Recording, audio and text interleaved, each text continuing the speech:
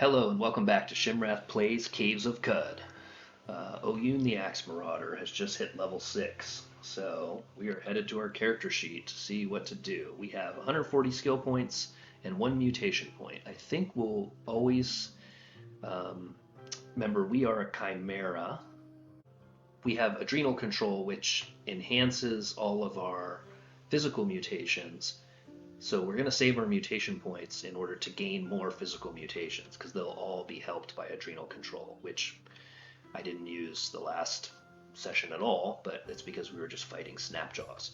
So we're not going to spend the mutation points. What we are going to do is look and see if this 140 skill points is going to do anything for us. It is not, because we need 150 to get anything that we need 10 more skill points in order to get decapitate, which is exciting. All right, so that's it for the level up phase. We have a new piece of technology on our wrist that lets us see the stats of some biological creatures. But for now, what we're concerned with doing is heading back home to beautiful. Our home is called Ikazokesh. Ekazokesh. Ikazokesh. Um, and the reason we're going home is to head down. Let's see. There's got to be an easier way through here. I guess I can walk through slime. No problem. I just don't want to get. That's acid slime. Is it not? This, yeah, sizzling pool of acidic slime. Not what we want to do. Okay, so unfortunately we have to walk all the way around.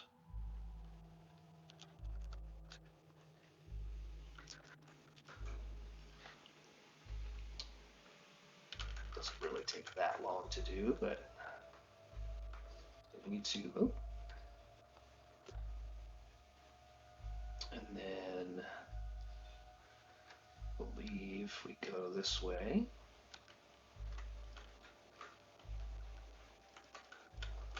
There's kind of like stuff all over the floor everywhere. And down into our wine. Okay, so now we have a choice to make. We're going to fill up our water skins and head into the desert to the 6-day stilt. Um, Wine is 4 times more valuable than water, but when I sell it, I lose the wine skin. And one of the things I'm going to try to accumulate when I get to the 6-day stilt is as many wineskins as possible, because I need to be able to transport um, a whole bunch of. I need to be able to transport a whole bunch of water, buy items, and then essentially head back, home. I may have to make this trip a couple of times depending on how much water value I have. So one of the things I think we're gonna. I have a feeling we're gonna find plenty of empty water skins when we get there. So I'm gonna go ahead and fill up with wine. Let's see. Oh, that's brackish tarry wine, which we definitely don't want. This is brackish dilute wine.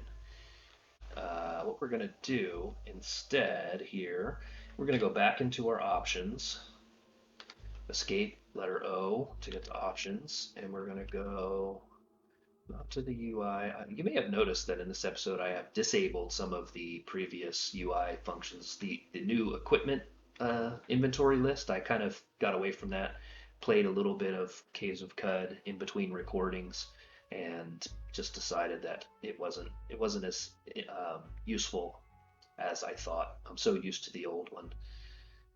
Okay, automation. We're talking about auto getting fresh water. So we had turned it off because we were interested in keeping our wineskins empty for wine instead of water. But because I've corrupted all of the wine, um, we're going to turn that back on. So ignore enemies. Wait, this is not auto pickup if hostas are nearby. Auto pickup fresh water. Okay, back to business. So now that we stomp through all this wine, the sound effect is 100% appropriate.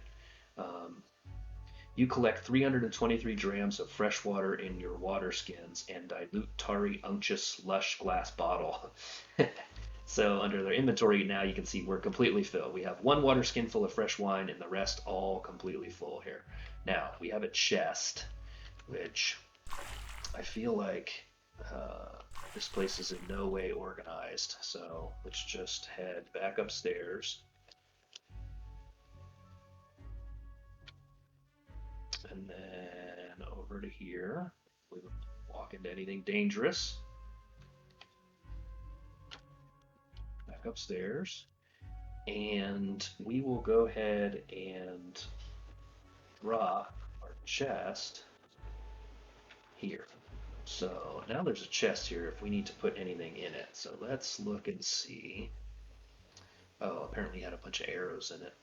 So whoop-de-doo. But we can hit plus to store items. So for example, if we didn't want to carry a bunch of stuff around, we could leave it here, but I don't think we have, well, we could drop this stuff off just in case at some point we learn how to take that kind of stuff apart and utilize it. Same with these folding chairs. They can all be kind of taken apart for scrap, but we don't know how to do it yet. We may never know how to do it, but hit O to transfer, and now that stuff is in the chest. All right, and then I believe we are ready to head off into the desert. So, into the desert. From the... There are two ways we can do this. We could just travel overland and hope not to get lost and make our way fairly quickly, I mean, in real time, to the 6-day stilt. Now, or we could basically position ourselves on the map and walk toward it and just keep track of our heading and get there zone by zone. Couple of things. We're probably going to get lost between here and there. I think there's a fairly good chance that that's going to happen. If we get really lucky, we'll walk from here to there and not get lost. But more than likely, we're going to spend some time wandering around the desert trying to figure out where we're at. So, a smarter bet may be to walk directly there. And the reason I say that is because of the Caves of Qud philosophy, the cardinal rule, right? Always have an escape route. Always have a clear path back to a zone that is safe, right? If you get lost in the wilderness, you just get dropped onto a map and you may be dropped into the middle of something extremely dangerous that you can't get out of. But if you walk into danger with a clear escape route behind you, then you kind of have a way out, right? So I think we're going to do the walk thing. And the reason I say this is because first thing we're gonna do is walk back to our village of Sapa. Is it called Sapa? Yep. It's called Sapa. Now, if we use the look command, you'll see that 1, 2, 3, 4, 5, 6, 7, 8, 9, 10, 11, 12, 13, 14, 15, 16, 17, 18, 19 parasangs directly north of us is the 6-day stilt. So,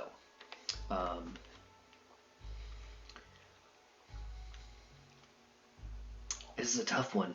I think it's worth the risk to spend the time and walk through the desert. So I think that's what we're going to do.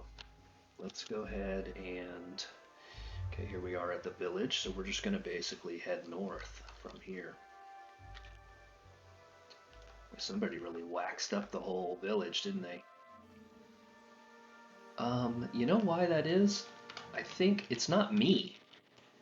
This is, yeah, this Isakari Raider has wax flab as well. So I'm not the only one leaking wax all over the place. They live in a village with these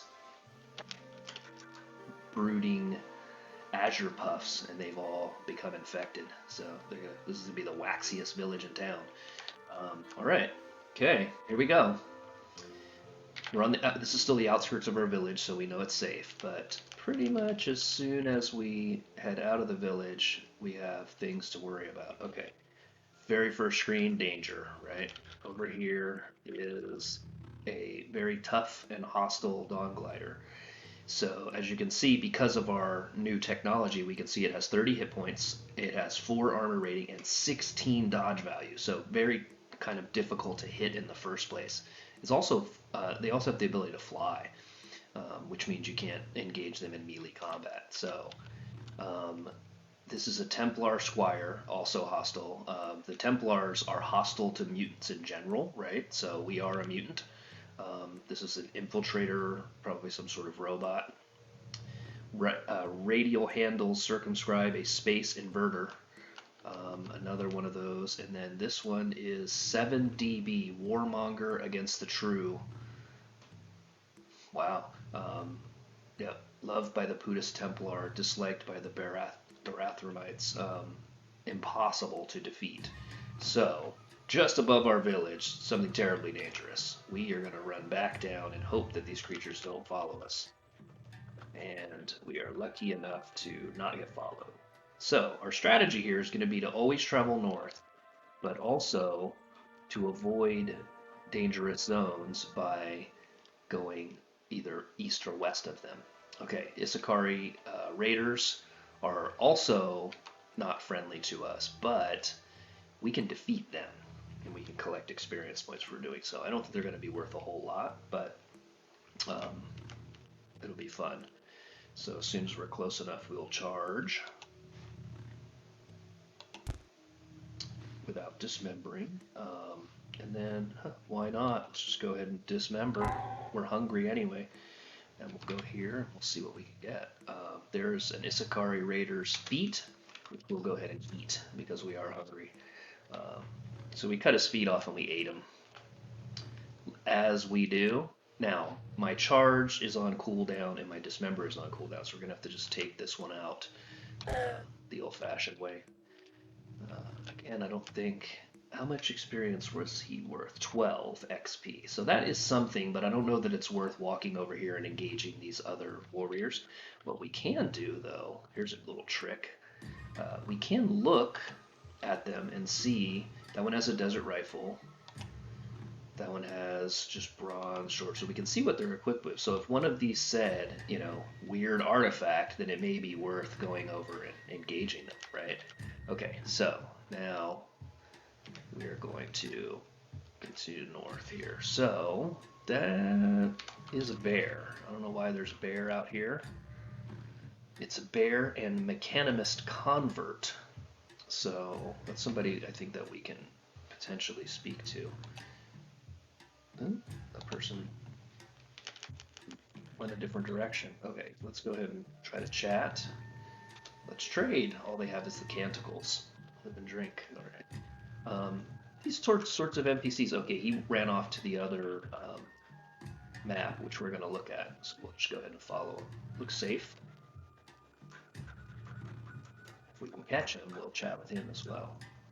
If you're ever lost, definitely chat with people because they can tell you where you're at. He doesn't have anything that great, but now we're back in a straight line to continue north. So here we go. We're just going to be walking. Walking and avoiding danger is the name of our game. It's going to get dark, and that's going to affect our visibility here soon. Okay, Dawn Gliders. We want to avoid them, so we're headed off this direction. The Sakari Warriors, which we can basically ignore. And up here, no danger, so continue north. And then back to get ourselves centered to the east.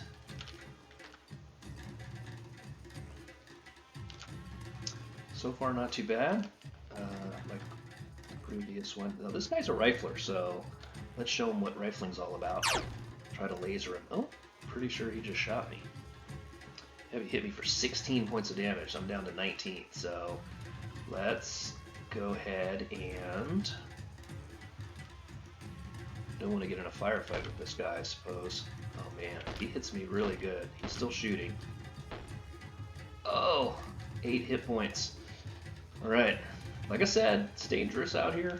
One thing we can do though is, okay,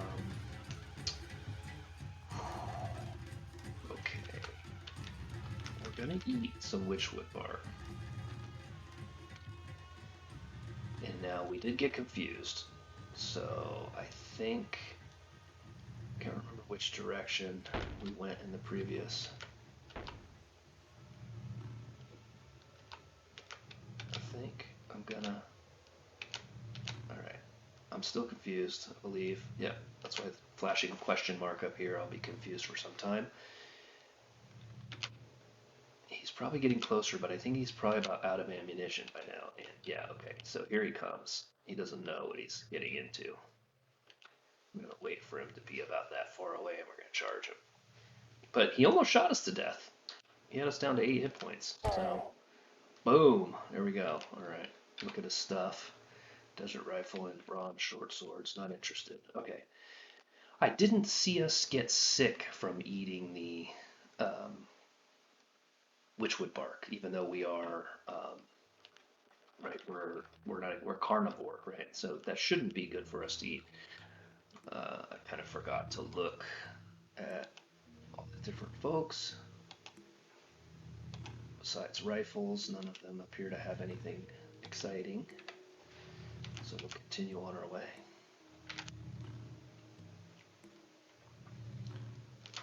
Alright, so those riflemen are not pushovers. They have the ability to shoot a big mutant like me.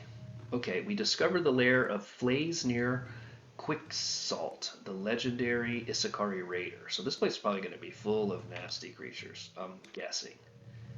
Maybe, maybe not. Okay, there's Isakari over here, but we may be able to slide our way up here and not really have to engage with them. Since the riflers did so much damage to us, I feel like we probably want to ignore this for later. We'll come back and explore it another time. And there's a dawn glider, which we'd like to avoid, so we'll head back down. And we'll go over one. There's also a dawn glider here, but this square seems to be clear.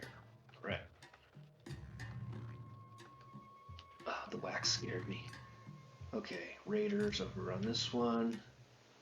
Looks like we're clear here, so we'll go ahead and engage this guy. Since he is... Alright.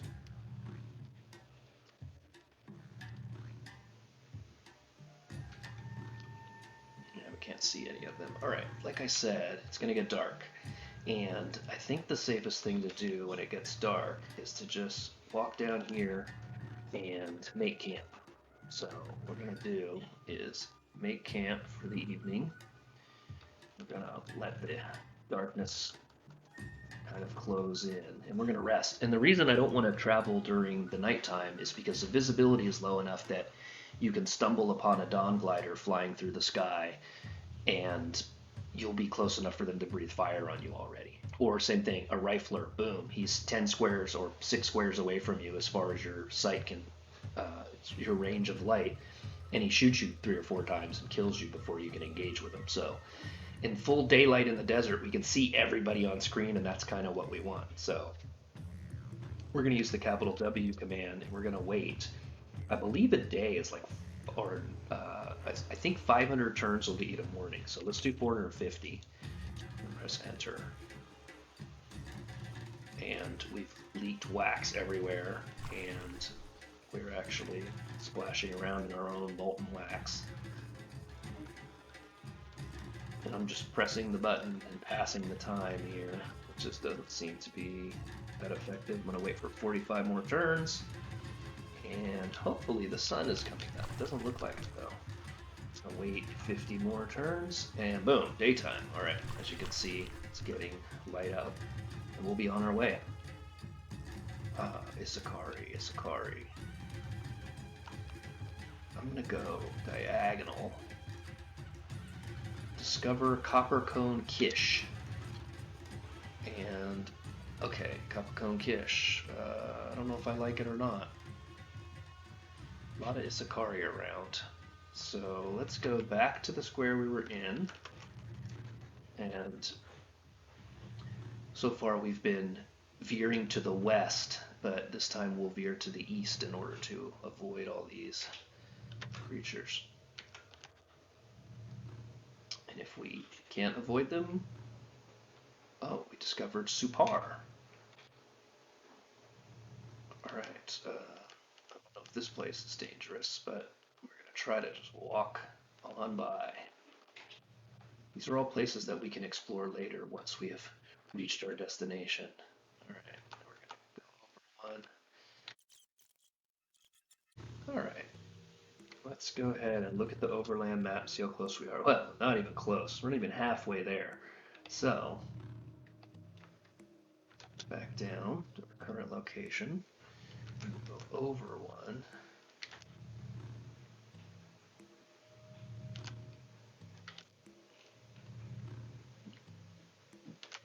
We are hungry, so we're gonna have to chop somebody's arm off here pretty soon and eat it.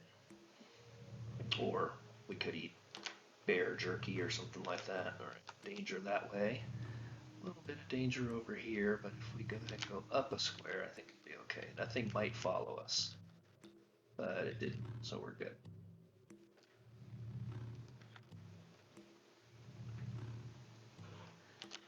Not the most exciting journey, but that's what we want. We want to get to our destination because a couple of things are going to happen when we get there.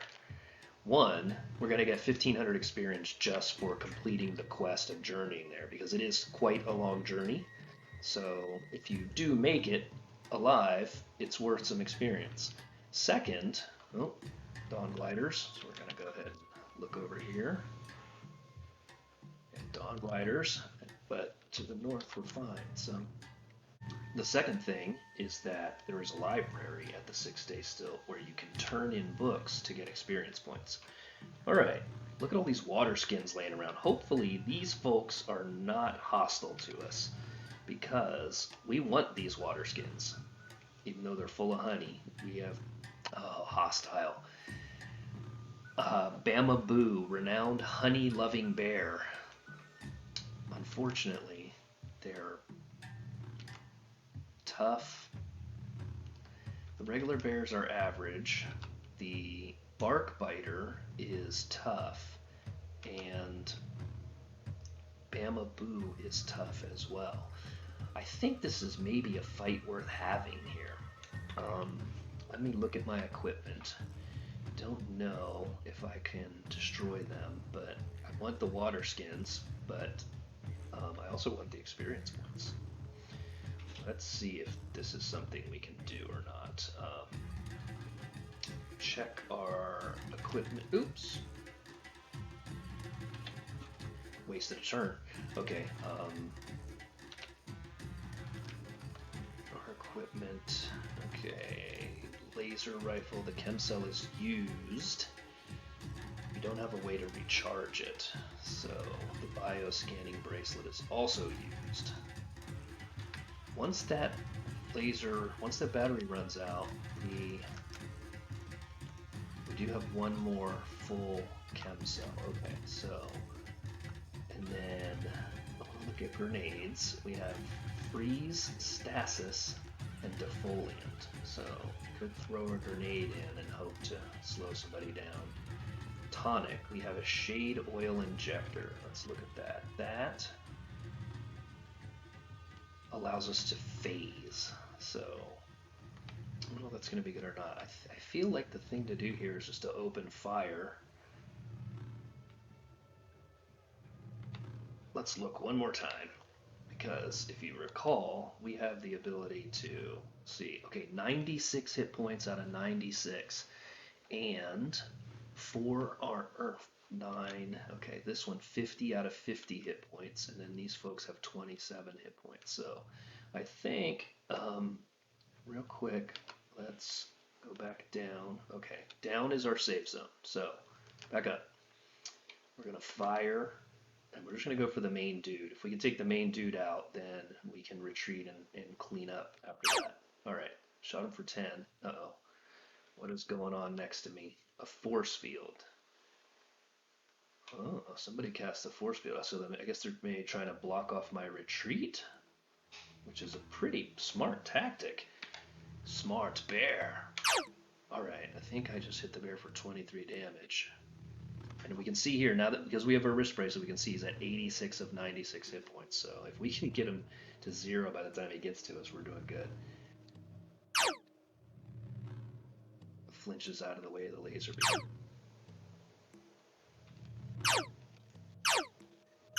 We are missing completely. He's flinching out of the way of the laser beam. This is not going well. 85 hit points. There we go. Down to 60. Down to 46. Down to 35.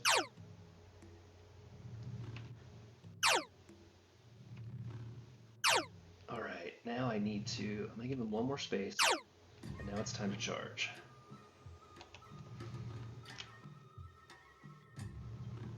You must charge at least 2 spaces. Darn it, I waited 1 space too many. Okay, fair enough. I'm going to fire one more time. And then I'm going to release my sleep gas. Bonded. Oh no, it bonded with me. This is not good. What does that mean? I hope this is not the same attack that allows him to blow your mind up if you don't kill him. I'm going to release my adrenaline, and I'm going to try to dismember this bear. Oh man, he did. Look, you resist the life drain. This is the thing. He can definitely kill me right now. This is not good. And I can't run away. I can't run away because we're bonded. No matter where I go, he can still attack me. So I have to kill him. The bear is prone. And I'm releasing sleep gas. The best I can do is just to attack, I think. Alright. Resisted the life drain again. Your reputation with bears. I killed him. Alright. I gained only 150 XP though. Your reputation with bears decreased. You're now despised by bears. That's fine. I got a bunch of increased. Okay, this is not owned by you. Are you sure you want to take it? No, I don't want to spend any time picking stuff up, really. Where did the yellow bear go? I'm gonna go ahead and go to the south. Okay, that's what I thought. I think I'm gonna sprint at this point. And I'm gonna try to get out of this fight. I don't know how far the bears will pursue me. I mean, I did just kill their leader, so I imagine they might pursue pretty far. Maybe not forever. Alright, there we go. Okay, they have lost interest. So, I do want to go up and loot where I defeated the bear, but maybe I should fight these and clear the way first. Let's look at our chem cells. Very low on the laser rifle, so let's go ahead and replace it with the full chem cell, which hopefully we can get recharged at the 6-day stilt. And that was exciting. Okay, let's see here.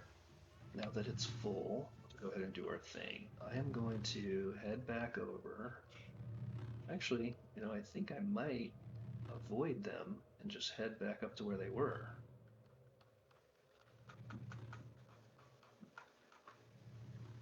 That's a glowfish corpse. I'm gonna go ahead and start picking up. I'm gonna definitely pick up this honey.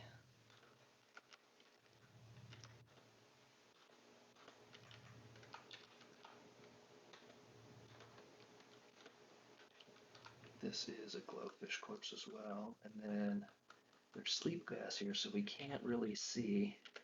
Maybe if I look, I can see where the corpse is. That's us. Oh, can't. Pass by some sleep gas, molten wax, copper nugget from the southwest, so he should be here. Uh-oh. Butcher the bear corpse into some rare bomb.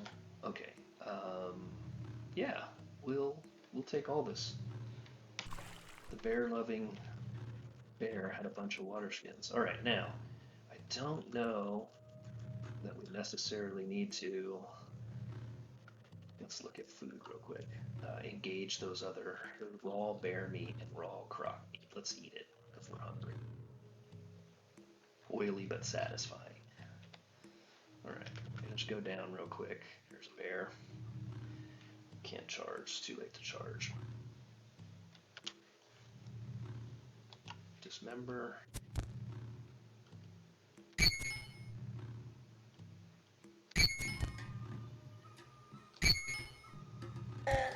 Alright, with the bear.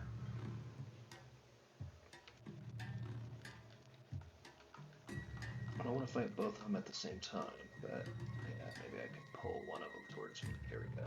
Okay. And charge.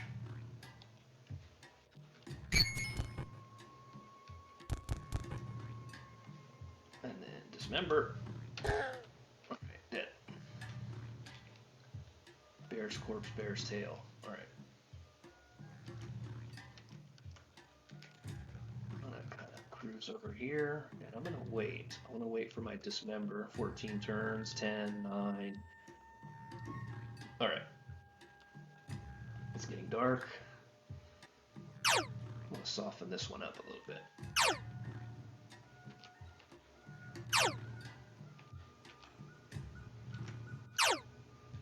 Missing, so I'm gonna get closer.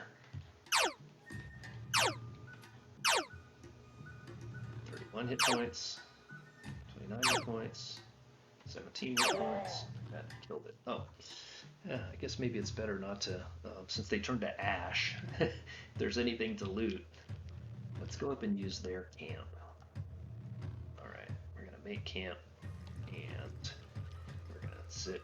We're gonna look over what we got. We got spiked gauntlets, which we already know we can't put anything on our hands.